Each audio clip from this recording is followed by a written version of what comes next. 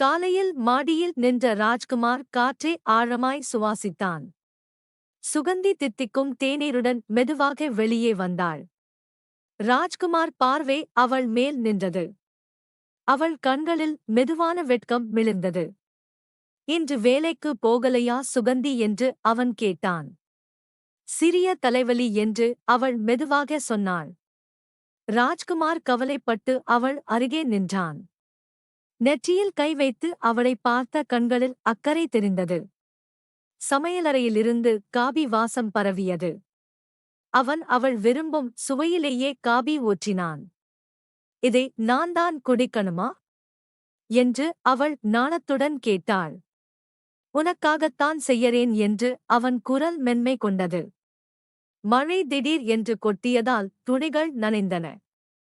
ராஜ்குமார் அவற்றை எடுக்க விரைந்து சென்றான். சுகந்தியும் அவனை தொடர்ந்து உதவ வந்தாள். இருவரும் நனைந்த கைகளால் துணிகளை சுருக்கும்போது அருகருகே நின்றனர். நனைந்த மாடியில் சுகந்தி வழுக்கே ஆல்மோஸ்ட் விழுந்தாள். ராஜ்குமார் திடீர் என்று அவளை தழுவி பிடித்தான்.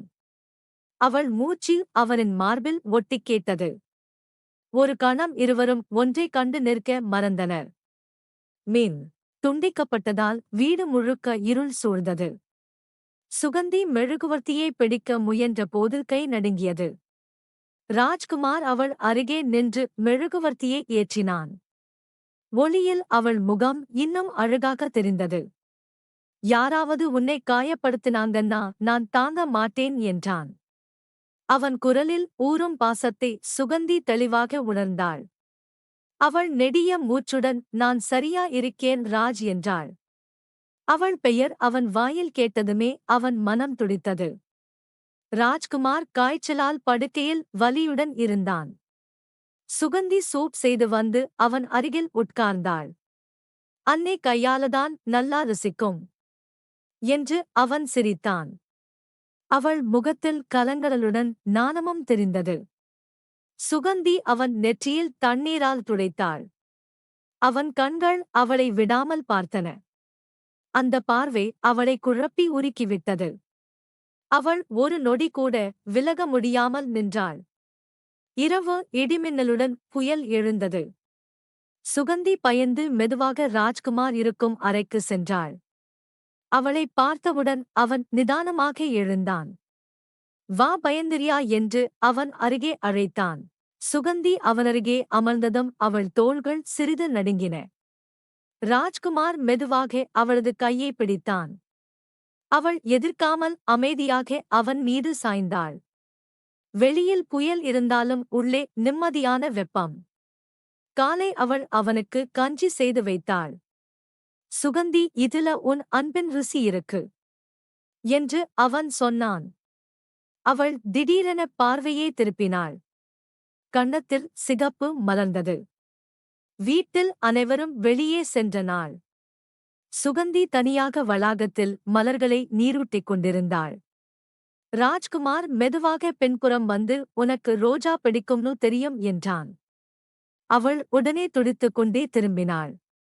அவன் அவளின் தலைமுடியில் விழுந்த ஒரு இதழை எடுத்து வைத்தான். சுகந்தி அதிர்ச்சியுடன் அவனை பார்த்தாள். அவன் சிரித்ததே அவளது இதயத்தை தட்டியது. உலகம் ஒரு நொடி அமைதியாக தூங்கியது போல மாடியில் இருவரும் பக்கத்தில் அமர்ந்து மாலையை பார்த்தனர்.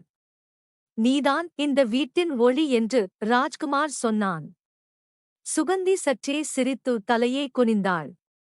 அவன் சொல்வதை மறுத்தாலும் மனதில் ஏற்க நேர்ந்தது. மாலை காற்றில் சுகந்தியின் தலைமுடி பறந்தது. ராஜ்குமார் மெதுவாக அவளின் கண்ணருகில் விழுந்த முடியை சீர் செய்தான். அவள் மூச்சு நின்றது போல உணர்ந்தாள். அவன் கையில் அன்பு தெளிவாக தெரிந்தது. சுகந்தி சாப்பாற்றையில் சாப்பாடு போடிக் கொண்டிருந்தாள். ராஜ்குமார் அவள் அருகே வந்து நானும் உதவட்டுமா என்றான்.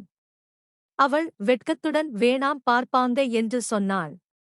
ஆனால் அவளை பார்த்து அவன் சிரித்த போது மனம் உருகியது. சாப்பிட்ட போது அவன் தட்டிலிருந்த ரோட்டியை சுகந்தி எடுத்து தூண்டித்தாள். அவன் ஆச்சரியமாக அவளை பார்த்தான். கடினமாயிருந்துச்சு. அதனால என்று அவள் மெதுவாய் சொன்னாள். அவள் கவனிப்பில் அவன் இதயம் துடித்தது. வீட்டில் கூட்டம் அனைவரும் பேசிக் கொண்டிருந்தனர். ராஜ்குமார் சுகந்தியை அடிக்கடி திரும்பி பார்த்தான். அவள் சந்திக்காமல் அவன் பார்வையை தவிர்க்க முயன்றாள். ஆனால் அவர்களின் கண்கள் சந்திக்கும் ஒவ்வொரு நொடியும் சுற்றரித்தது. இரவிற்குப் பிறகு முழு வீடு அமைதியாக இருந்தது. சுகந்தி மாடியில் தனியாக நின்று நிலவை கவனித்தாள். ராஜ்குமார் வந்து நிலவை விட நீ அழகு என்றான். அவள் சிரித்தபடியே அவனை பார்க்க முடியாமல் தலையே குனிந்தாள். அன்று சுகந்தியின் விரலில் காயம் ஏற்பட்டது. ராஜ்குமார் உடனே பேண்டேஜ் எடுத்து அவள் அருகே வந்தான். அவள் நான் செய்கிறேன் என்றாலும் அவன் நிறுத்தவில்லை. அவன் விரலை டச் செய்த அந்த நொடி அவள் மனம் நடுங்கியது. உன்னை காயப்படுத்துறதை என்னால தாங்க முடியல என்றான் அவன். சுகந்தி கண்களை மெதுவாக உயர்த்தி பார்த்தாள். அவன் பார்வையில் சொல்லாத காதல் தெளிவாக இருந்தது. அவள் இதயம் சத்தமாக துடித்தது. மழை சீசன் குளிர்ந்த காற்று வீசியது. சுகந்தி சாலை பிடித்து நடுங்கிக் கொண்டிருந்தாள். ராஜ்குமார் தன் சாலையை அவளின் தோடுக்கு மேல் போர்த்தினான். அவள் அதில் அவனின் உடல் வெப்பத்தை உணர்ந்தாள். அவன் கையை விடாமல் அவள் நின்றதை அவன் கவனித்தான். சுகந்தி பயமா என்று மெதுவாய் கேட்டான். அவள் தலையை அரிதாக ஆட்டினாள். அவன் அந்த கையை சற்று வழியாக பிடித்து அவளை நிம்மதிப்படுத்தினான். வீட்டின் பின்வாசலில் இருவரும் பேசிக் கொண்டிருந்தனர். ராஜகுமார் உன் சிரிப்புக்காக நான் எதையும் செய்யேன் என்றான்.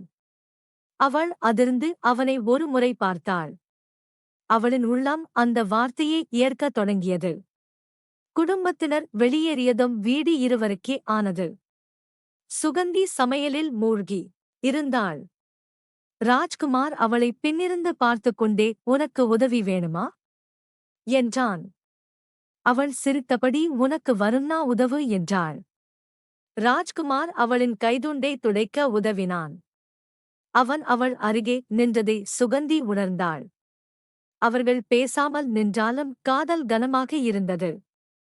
அவளின் தோல் அவன் கையை தோன்றாமல் பிரஷ் செய்தது. சுகந்தி ரசம் கிளறிக் கொண்டிருந்தாள். ராஜ்குமார் அதை சுவைத்து ரொம்ப நல்லா இருக்கு என்றான். அவள் சிரித்துக் கொண்டே வச்சதாலதான் என்றாள். அவள் சிரிப்பு அவன் உள்ளத்தை கவர்ந்தது. இரவு ஆயிற்று, விளக்குகள் மெல்ல அணைந்தன. சுகந்தி படுக்க போகும்போது ராஜ்குமார் அழைத்தான். சுகந்தி நீ இருந்தா வீட்டுக்கு உயிர் வரும் என்றான். அவள் தன்னிடம் சொல்லப்படாத உணர்வை மறைக்க முடியாமல் நின்றாள். அவள் திரும்பி செல்லும் முன் ராஜ்குமார் மெதுவாக சொன்னான். நீ இல்லாம நான் எப்படி? அந்த உரையால் சுகந்தி முழுமையாக கலங்கினாள். அவள் அவனை பார்க்க துடிந்தாலும் மனம் துடித்தது. காலை நேரத்தில் சுகந்தி தோட்டத்தில் மலர்கள் பறித்துக் கொண்டிருந்தாள். ராஜ்குமார் மெதுவாக வந்து ரோஜாவை விட நீ அழகு என்றான். அவள் சிரித்தாலும் கன்னத்தில் சிவப்பு ஊர்ந்து வந்தது. அவனின் வார்த்தைகள் அவள் மனதை நாள் முழுக்க சூடாக்கின. வீட்டில் சிறு சண்டை. சுகந்தி கவலையுடன் அமைதியாக இருந்தாள். ராஜ்குமார் சும்மா பார்த்துக் கொண்டிருந்தாலும் மனது கலங்கியது. அவளை தனியாக அழைத்து யாரும் உன்னை வருத்தக்கூடாது என்றான். அவள் மெதுவாக அவனின் கையை பிடித்தாள். அவனின் கையை பிடித்த அந்த ஒரு நொடி இருவருக்கும் புதிய உணர்வு. சுகந்தி அதிர்ந்து மீண்டும் கையை விட்டுவிட்டாள். அவன் சிரித்தபடி பரவாயில்லை, எனக்கு ரொம்ப பிடிச்சது என்றான். அவள் கண்ணம் இன்னும் சிவந்தது. மழையில் சுகந்தி துணி உலர்த்தும்போது அசைந்து குளிர்ந்தாள். ராஜ்குமார் அவளை பார்த்ததும் உடனே மேல்கொடியை கொண்டு ஓடி வந்தான். அவளை குளிரிலிருந்து காப்பாற்ற அவன் மிக அருகே நின்றான். அவள் மூச்சு அவன் கழுத்தில் தெரியும்படி நெருக்கம் அதிகரித்தது. சுகந்தி வழுகி ஆல்மோஸ்ட் கீழே விழுவதை ராஜ்குமார் தழுவி பிடித்தான். அவளின் இடுப்பில் அவன் கை இருந்தது. அவள் கேட்கும் அளவுக்கு அவன் இதயம் துடித்தது. அவள் கண்கள் அவன் கண்களில் தள்ளி போனது. இருவரும் வீட்டின் பின்புறத்தில் அமைதியாக அமர்ந்திருந்தனர். சுகந்தி வெட்கப்பட்டு பேசாமல் இருந்தாள். ராஜ்குமார் அவளது நெற்றி முடியை மெல்ல தட்டி சரி செய்தான். அவள் தன்னால் மூச்சு வாங்க முடியாமல் அவனை பார்த்தாள். ராஜகுமார், நீ சிரிச்சா எனக்கு எல்லாமே மறந்துரும் என்றான். அவள் சிரிக்காமல் இருப்பதற்காக உதட்டை கடித்தாள். அவளின் அந்த சின்ன நாணத்தையும் அவன் ரசித்தான். இருவரும் அமைதியாக இருப்பதில் கூட காதல் பாய்ந்தது. சுகந்தி ஒருநாள் உடல்நல குறைவாக படுத்திருந்தாள். ராஜ்குமார் அவள் அருகில் அமர்ந்து நெற்றியை துடைத்தான். நீங்க இல்லனா வீட்டே காலியா இருக்கும் போல என்றான். அவளது கண்களில் நன்றி கலந்த அன்பு தெரிந்தது. அவளுக்கு மருந்து கொடுக்கும்போது சுகந்தி அவனின் கையை பிடித்தாள். அது அவளுக்கு நிம்மதி, அவனுக்கு மின்சாரம் போல. அவன் அந்த கையை விடாமல் இன்னும் சில நொடிகள் வைத்திருந்தான். அவள் கண்கள் தன்னில் தானே மூடியது. இரவு மின்சாரம் போனது. வீடு முழுக்க இருள். சுகந்தி பயந்து வாசலின் அருகே நின்றாள். ராஜ்குமார் அவளை தேடிக் கொண்டு வந்து அருகே நின்றான். நான் இருக்கேன், பயப்படாதே என்று மெதுவாய் சொன்னான். அவள் அவன் கையில் மெதுவாக பிடித்து நின்றாள். அந்த தொடுதல் அவன் உள்ளம் முழுக்க ஒலித்தது. இருட்டில் கூட அவளின் முகம் அவனுக்கு தெரிந்தது போல் இருந்தது. அவர்கள் இருவரும் ஒருவரை விட்டும் விலகவில்லை. மின்சாரம் வந்ததும் இருவரும் விலக முயன்றாலும் முடியவில்லை. சுகந்தி கண்களை கீழே இறக்கியாள்.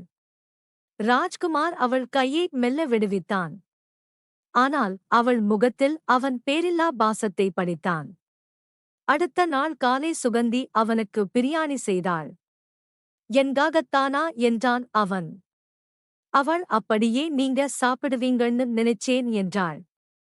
அவள் சொல்வதை விட அவள் குரல் அவனை கவர்ந்தது. ராஜ்குமார் சாப்பிடும்போது அவளை பார்த்து கொண்டே இருந்தான். என் முகத்தில எதுவும் இருக்கா என்று அவள் கேட்டாள். உன்னை பார்க்காம சாப்பிடவே முடியல என்றான். அவள் கை நடுங்கி கண்ணாடியை மேசையில் வைத்தாள். மாலையில் காற்று அதிகம். பின்வாசலில் இருவரும் நின்றனர். சுகந்தி சாலையை இருக்க பிடித்தபடி நடுங்கினாள். ராஜ்குமார் அவளை நெருங்கி கட்டும் போல் சாலையை சரி செய்தான். அவள் அந்த நெருக்கத்தில் மூச்சை அடக்கிக் கொண்டாள். சுகந்தி என்று அவன் மெதுவாக அழைத்தான். அவள் அவனை பார்த்ததும் கண்கள் ஓயாமல் தடுமாறின. நீங்க என்ன நினைக்கிறீங்க என்று குரல் நடுங்கியது. அவன் பதில் சொல்லாமல் அவளின் கையை பிடித்தான். அந்த கையை பிடித்த உணர்வு இருவரையும் அமைதியாக மாற்றியது. ராஜ்குமார் அவள் கண்களை நேராக பார்த்தான். நான் உன்னை கவனிக்கிறேன் ரொம்ப என்றான். அவள் இதயம் அந்த கணமே அவன் வசமானது. சுகந்தி தலையை குனிந்து எனக்கும் என்றாள். வார்த்தைகள் சொல்லாமலே அவள் மனம் வெளிச்சம்தது. அவள் குரல் அவனை நடுங்க செய்தது. அவன் மெதுவாக அவள் தோளில் கை வைத்தான். நிலவழியில் இருவரும் நெருக்கமாக நின்றனர். மெல்லிய காற்று அவளது முடியை அவன் முகத்துக்குள் தூக்கி வந்தது. அவன் அதை சற்று தள்ளி வைத்தான். அந்த ஒரு தொடுதலை அவள் உடம்பெல்லாம் நடுங்க செய்தது. ராஜகுமார் என்று அவள் மெதுவாக அழைத்தாள். அவன் அருகே திரும்பி நின்றதும் இருவரும் கண்களை மூடிவிட்டனர். அவர்களின் கைகளும் இதயங்களும் ஒன்றாக இணைந்தது.